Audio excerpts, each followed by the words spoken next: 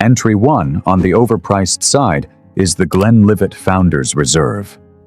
You will find it on shelves right now between $40 and $55 in most American markets. That price is not scandalous by itself.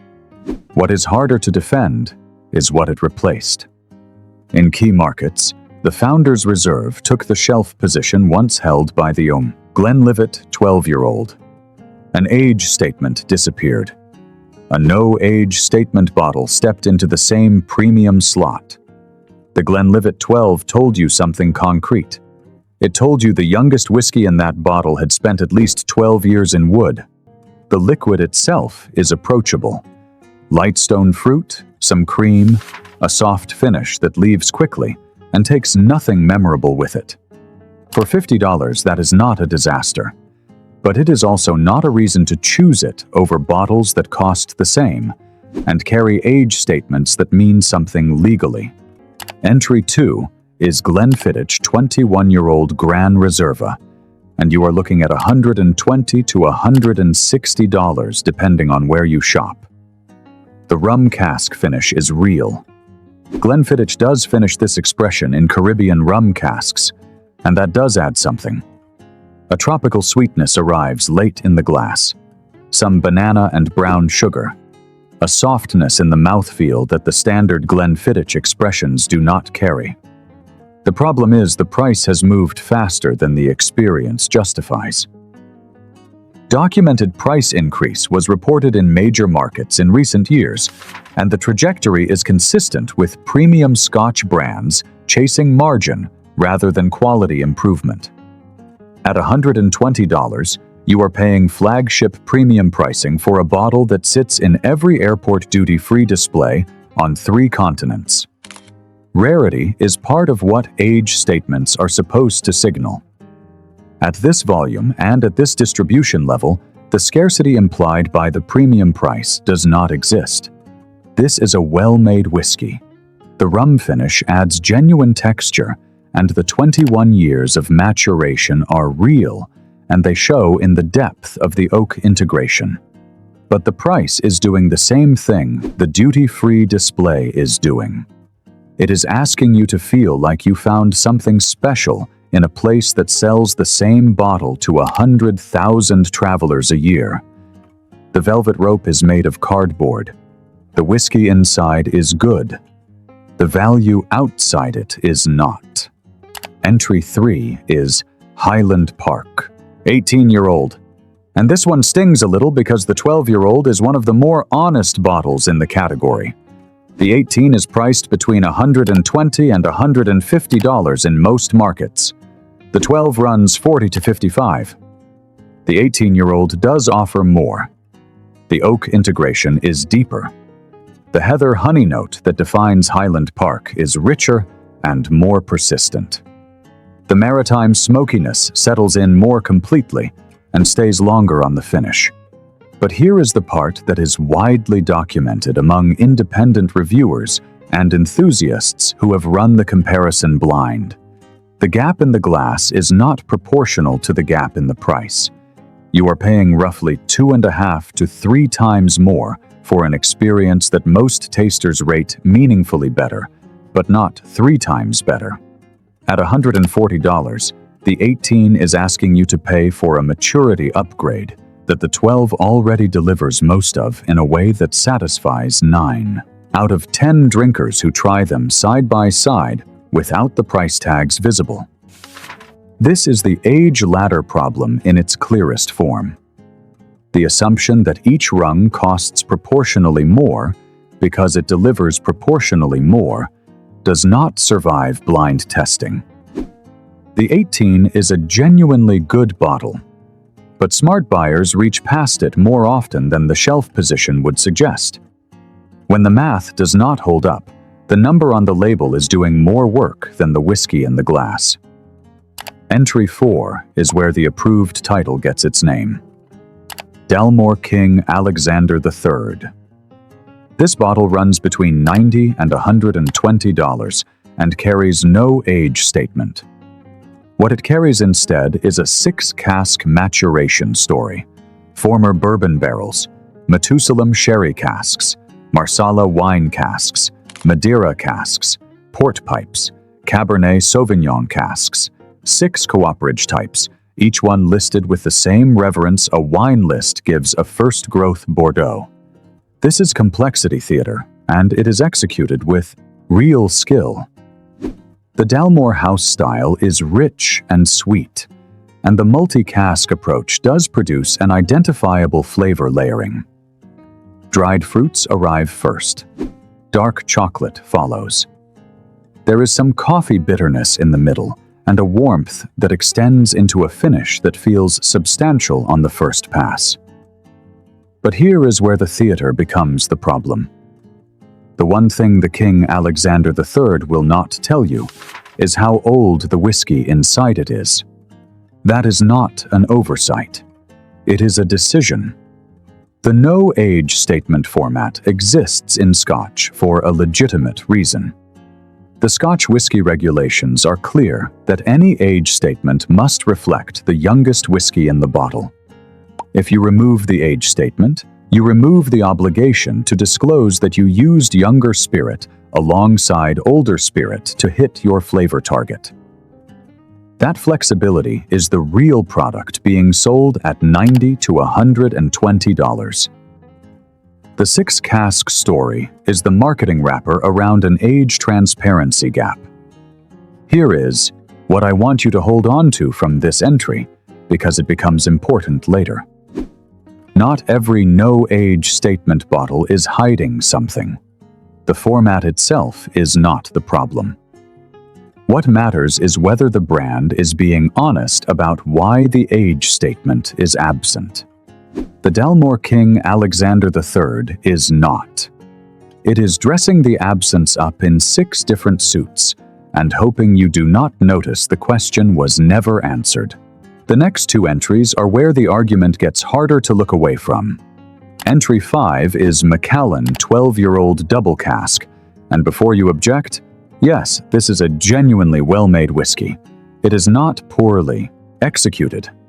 The problem is not the liquid. The problem is the timeline.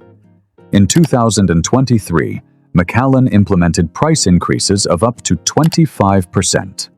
Twice, in 6 months. The double cask went from being a strong competitor in the $60 to $70 range to pushing $90 to $120 in multiple markets. Nothing changed in the barrel room. The spirit maturing in Speyside did not suddenly acquire additional quality between those 2 price announcements. What changed was the number on the receipt. The vanilla arrives on cue. The dried fruit and orange peel follow. The finish is clean and gentle and completely appropriate for a 12-year-old matured in a combination of European and American oak sherry seasoned casks. And then it ends. Correct. Comfortable. Unmemorable at that price.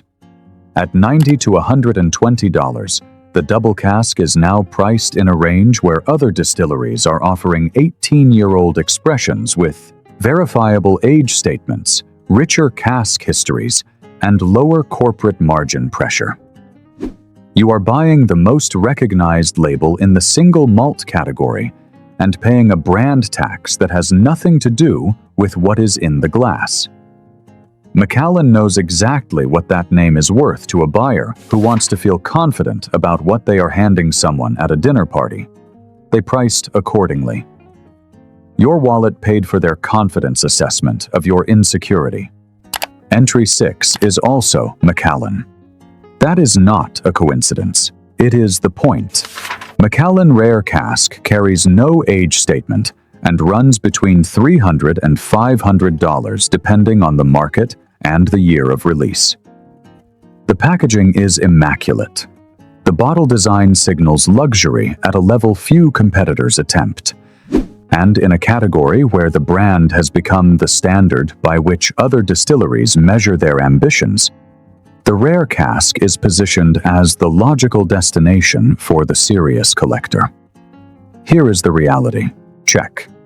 The ultra-premium Macallan secondary market has experienced significant price corrections.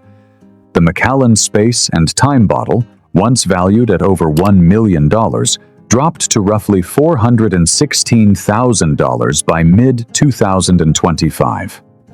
A 20% decline in a single year on a bottle that was supposed to represent the pinnacle of collectible whiskey value. When the top of the luxury pyramid is actively correcting downward, what does that signal for a $300 no-age statement entry point that is not rare enough to be scarce and not age-stated enough to be transparent? It means you are buying a brand at the peak of its prestige narrative in a market that is quietly reassessing what that prestige is actually worth. The liquid in the rare cask is excellent. Macallan does not make bad whiskey. But between entry 5 and entry 6, the same house is charging you $100 for a 12-year-old. They raised 25% twice. And $300 to $500 for an age statement they declined to put on the bottle. One brand. Two price points. The same answer to every question about value. The answer is the label. And right now, the market is starting to disagree with that answer in ways that are showing up in resale prices, in auction results, and in the growing number of bottles sitting longer on premium retailer shelves before moving. Now here is what actually earns the price. Value pick 4 is Kilchoman Machir Bay, and you will find it between $45 and $60. It is a no-age statement bottle from an Islay distillery that began production in 2005. Here is why it lands right after the no-age statement conversation in entry 4. Kilchoman does not hide behind the format. The distillery communicates its blending approach openly. Machir Bay is a marriage of bourbon-aged and sherry-aged spirit, and the reasoning behind the no-age statement is stated rather than obscured. The flexibility exists not to conceal youth, but to maintain a consistent coastal profile across releases without being locked into a single maturation timeline. That is the legitimate version of the format the Dalmore refused to offer you. On the palate, you get salt air and gentle smoke arriving together. Some vanilla from the bourbon casks softens the peat. A coastal finish lingers past what the price suggests it should deliver. Kilchoman is owner-operated. The distillery sits on a working farm on Islay. The decisions are made by people who answer to the liquid first. $45 to $60. Transparent intent. Genuine craft. No age statement done with integrity. Value pick 3 is Benromach 10-year-old. Price runs between $50 and $70. Benromach is one of the smallest operational distilleries in Speyside and is owned by Gordon and MacPhail, one of the most respected independent bottlers in Scotland. The 10-year-old carries an age statement, is bottled at 43% ABV without chill filtration, and delivers a Speyside profile with a gentle smokiness that most distilleries in the region abandoned decades ago. That smokiness is not aggressive. It is a background note that adds complexity without demanding attention, the way a good bass line works in a recording where you do not notice it until someone removes it. The fruit comes forward first, then the smoke drifts in behind it, and the finish holds both without forcing a competition between them.